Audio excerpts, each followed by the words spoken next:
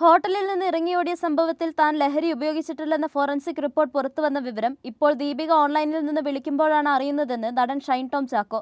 അന്ന് താൻ താമസിച്ചിരുന്ന ഹോട്ടൽ മുറിയിൽ റൂം സർവീസ് എന്ന് പറഞ്ഞ് ഹോട്ടൽ ജീവനക്കാരല്ലാത്ത ചിലർ വന്നതുകൊണ്ടാണ് താൻ ഇറങ്ങിയോടിയത്. ഹോട്ടൽ മുറിയിൽ നിന്ന് ഇറങ്ങിയോടിയ സംഭവത്തെക്കുറിച്ച് ഷൈൻ ടോം ചാക്കോ പറഞ്ഞു. ഞാൻ ഹോട്ടലിൽ നിന്ന് ഓടിപ്പോയ കേസിന് ലഹരിയുമായി ബന്ധമില്ല. അന്ന് അവർ ബ്ലഡൊക്കെ എടുത്തിരുന്നു. അതിനുശേഷമാണ് റീഹാബിലിറ്റേഷൻ സെന്ററിൽ എന്നെ കൊണ്ടുപോയത്. അതൊക്കെ അവിടെ കഴിഞ്ഞതാണ്. അതിന്റെ പരിശോധനാ ഫലം വന്നത് ഇന്നാണെന്നല്ലേ ഉള്ളെന്നും നടൻ പറഞ്ഞു. അന്ന് ഹോട്ടലിൽ നിന്ന് ഇറങ്ങി ഓടാനുള്ള കാരണമെന്തെന്ന ചോദ്യത്തോടും അദ്ദേഹം പ്രതികരിച്ചു. നമ്മളുടെ പിന്നാലെ ആരെങ്കിലും വന്നാൽ നമ്മൾ ഇറങ്ങി ഓടില്ലേ? രാത്രി 11-11:30 സമയത്താണ് എന്റെ ഹോട്ടൽ റൂമിൽ 2-3 പേര് യൂണിഫോം ഒന്നും ഇടാതെ റൂം സർവീസ് എന്ന് പറഞ്ഞു വന്നത്. ഈ അപരിചിതരെ കണ്ടാൽ ഞാൻ എന്താണ് വിചാരിക്കുക? പോലീസാണെന്ന് എങ്ങനെ മനസ്സിലാക്കും? ഞാൻ ഉടനെ റിസപ്ഷനിൽ വിളിച്ചു. അവിടെയുള്ളവർക്കും അറിയില്ല.